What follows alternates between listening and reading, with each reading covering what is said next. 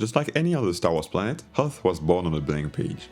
From the first Empire Strikes Back story treatment, written just months after Star Wars release, it is clear that Lucas had in mind a very hostile environment. It was then up to Ralph McQuarrie to turn that into visual concept art, and as always with the genius illustrator, he blessed us with some marvelous paintings.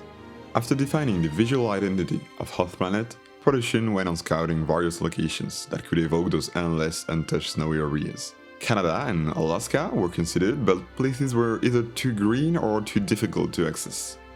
In the end, Norway was selected, to which shooting gears would be sent in containers shipped through Northern Sea to Oslo and then by train to the village of Finse, right next to 2,000 meters glacier called Hardangerkuk, called the Finse Glacier. Director Irvin Kershner visited the region many times to prepare the shooting. Adept of meditation, he once asked the helicopter pilot to drop him at the top of the glacier to contemplate nature. When he was done, he called the chopper back, and nothing. The helicopter engine was broken, and the director had to hike his way back to Finse, rushing to get to the hotel before sunset. It was actually a ski lodge that would be transformed into the production headquarters, home to the 70 people that made up the casting crew, and also featuring an improvised camera room and communication center. The production was supposed to climb each day to Camp Kurtz, built at the top of the glacier, or to Camp Sharpman, located halfway through, to shoot the various scenes that were on schedule. Those camps, named after production members, were self-sufficient sheds, heated and used as a shelter for the crew. I mean, that was the plan. Mark Hamill and Carrie Fisher arrived in Norway together the weekend before the shooting. Even if she had no Hoth Planet scenes to shoot, she was willing to live this experience with the rest of the crew. The press conference was held in Oslo, where producer Gary Kurtz was asked if he was dreading the bad weather. "Well, we want some bad weather," he answered. "Oh, you had no idea, Gary." On Saturday the 3rd of March 1979, Irvin Kershner, Lucas's former teacher at university, who's about to give birth to the most acclaimed Star Wars movie to this day, is on the train to Finse, and he has absolutely no idea of what's coming up.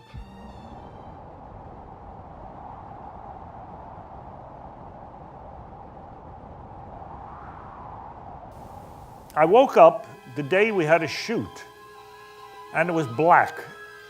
I look out the window, black, nothing. No sky, no stars, nothing. I go down, I get dressed and go downstairs, and they're digging. They're digging us out of a snowstorm that happened that night. And we had to actually dig our way out of the hotel. It's 26 below zero. There was no Camp Kurtz anymore. It had been buried in the snow by a glacial storm. Same for the trenches built a few days earlier. Production would call a local avalanche rescue specialist to find the expensive buried equipments. The crew fought a persistent blizzard all over the stay in Finse. It made it very difficult to shoot scenes. Kershner would recall that you simply couldn't handle a script, so he would memorize information about camera settings and continuity details of each shot. Pretty much everything was frozen. It was so cold that crew members would get their fingers stuck onto the cameras when not using gloves. At lunch, staff from the ski lodge brought them a stew that was quickly frozen before they could eat it. Cameras was another issue. The lenses should remain cold to avoid melting ice on the objective, but the camera body had to be heated. The frozen film became brittle and sharp, and cameras also had to be protected from the snow when they weren't shooting. Well, the camera would freeze up, the film wouldn't go through the camera properly. It was just bitterly cold, and it's the kind of cold where it almost feels hot. Your face feels... Almost burning. Yeah, it stings, and you have to be very careful to cover up and take it off just for the shot and then get right back into the warm. It was hard, but just like any other challenging experience, it brought a team together. And Kershner knew that as the director, he had to keep it positive. So he wouldn't hesitate to make fun of himself when icicles formed on his bird. Production was therefore confined within the hotel, unable to go shoot on proper location. They decided to reschedule the planning and called in Harrison Ford, who wasn't supposed to take part in the Norway shooting. He was called last minute and hopped on a London-Oslo flight the very afternoon following that decision. But Harrison couldn't take the train. No one could, because several avalanches had blocked the train's tunnels on the way to Finse. The shooting was literally isolated. He managed to grab a train first, then 2 unlikely cabs, and then production sent a snowplow to go get him, in exchange of a bottle of vodka to motivate the driver. Late that night, the team saw Harrison stagger out of the vehicle, completely drunk.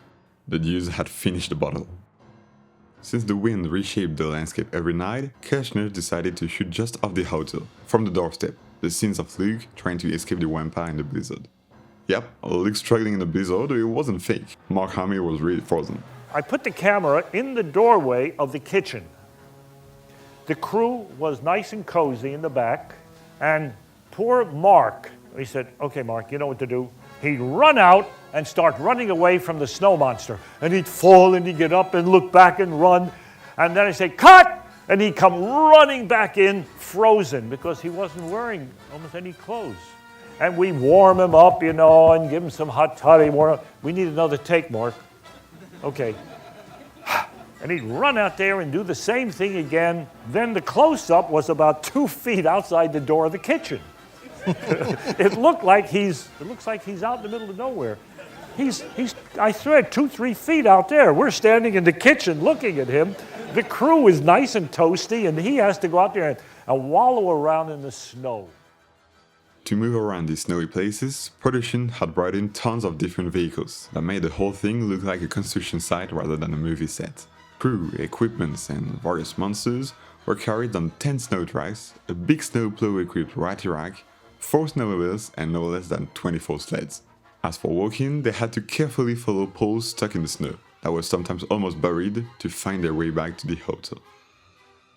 You'd think paparazzis would be put off by this super remote and hostile environment. Well, not all of them. A reporter from The Sun working on a nearby military base convinced the pilot to take him to the shooting location and take some aerial photos.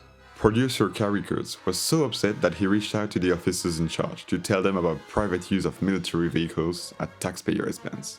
The other journalist who made it to the shooting was an old lady, a brave local reporter who found them after kilometers of ski trekking. Kurtz was so impressed that he rewarded her with a visit of the set and interviews with several crew members. I said in the beginning that this planet was hostile, and the terrible weather isn't the only reason. Hey, what's the matter? You smell something? Now it's time for the vampire to take the stage. Des Webb had the heavy responsibility of wearing the gigantic costume designed by legendary Stuart Freeborn, creator of Yoda puppets. Are you dragging me by my arm or my leg? Leg. Oh, great. Yeah, I know what you're thinking about. Of course it happened. And more than once. I'm not laughing at him, it's just like, gosh, poor dude. 1, 2, 3. I guess watching the vampire scenes will never feel the same for you. These are really funny images that you don't expect when watching the movie. All those problems made the scenes not usable, so Des Webb would play the vampire again months later during reshoots in studio. But the ILM masterminds Tippett, Raston, Moran and others felt like it was pretty ugly, so they decided to build their own, claiming they didn't want a big old-looking monster to be in the movie they were working on. And guess what? George Lucas decided to use their vampire. That is some kind of badass move from ILM. Another beast was the beloved Turn-Toad, once again designed by Freeborn after illustration drew by McQuarrie and then Phil Tippett. It was actually a real scale model, in which a crew member would sneak in to move its head. Other technician members were in charge of the smoke machine that produced the Turn-Toad's breath. After a few days, trains could run again to Finse, and this is how mountain rescuers from Norway Red Cross joined the production to play the rebel troops. And I mean, you tell me, but I feel like there's something hilarious about seeing assistant director Bill Wesley smoking a cigarette while directing Norwegians that could barely understand English. It's coming from that direction, which are 40-foot giants. You can't see them if we map them on. Pardon, sorry. You're not understanding. Watch me. You do exactly what I do. Yeah. All right, just stand there. For a moment. You're talking to your friend. Can you see anything out there at all? Nothing there? Wonder what he can see.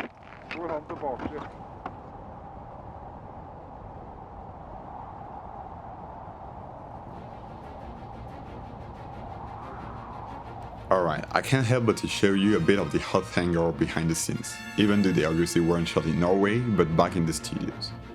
Carved by the team of talented designer Norman Reynolds, those caverns were a complete reproduction of what could be a rebel base, with full-scape spaceships, stalactites, and tons of artificial snow. Yep, no blue screen on that one. It really shows the scale up between the first movie, where the Yavin hangar kinda looked empty in comparison. This one was really Hollywood-like. Except, this isn't Hollywood. We're in a London suburb, at Elstree, where this gigantic stage has been built specifically for the sequel of the biggest hit of all time. England was selected for the first Star Wars as a cheaper option than American studios. The whole cast and crew will spend months there under the supervision of Kirshner. What? Ouch! And what precisely am I supposed to know? He also shot a set of scenes that ended up being deleted from the final cut. The attack of the Wampas. They were meant to invade the base in a horror movie way, before being captured by the rebels, giving us this scene of 3PO misleading the Imperial troops into the Beast's lair.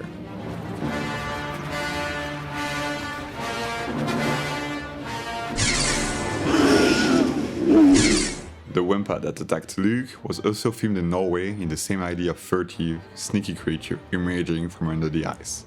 That represented a big challenge for Kirshner, who, under 20 degrees below zero, had to think about continuing the issue with the ILM effects to come.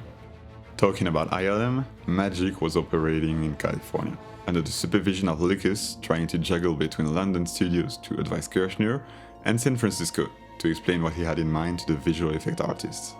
One of them was Phil Tippett, who was putting hours into the stop-motion animation of the Tauntaun, cautiously moving every little element of the miniature he had sculpted. Same thing for the Imperial Walkers, except that this time technicians were using trapdoors to avoid modifying the miniature decoration with their footsteps. This very time-consuming method was combined with program movements camera that would create the snowspeeder's pilot point of view. It was a very high-tech device, with huge computers saving the program trajectories so that you could play it as many times as needed. Long after principal shooting, second photography team would stay in Norway for the battle scenes with the extras, exploiting the mere 5 days of good weather they had. They also faced tons of issues linked to stunts and explosions. It was them who broke the record, 33 degrees below zero. On the last day as they were leaving, there was a huge avalanche, which the local people explained as a sign that spring had arrived.